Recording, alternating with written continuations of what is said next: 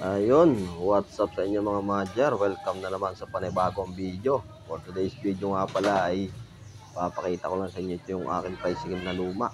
Ito ay Baja City 100 2009 model. Hanggang ngayon ay gumagana pa. Ayan yung kanyang likuran. Ito naman yung kanyang tagiliran. At ito nga po pala ay aking disc brake na ang unahan. So ayan nga po, ang aking ginamit dyan ay yung ball type na disc brake.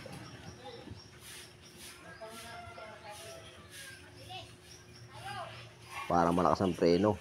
Yan yung kanyang kalip. Brake master pala yan. Mali lang yung sabi ko. Manluma na. Yung cowl niya may gasgas pa. Kasi nung single ako'y nabaliktad.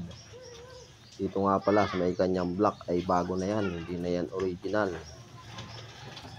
Yung original ay paparebor ko. Tapos ikakabit ko ulit dyan.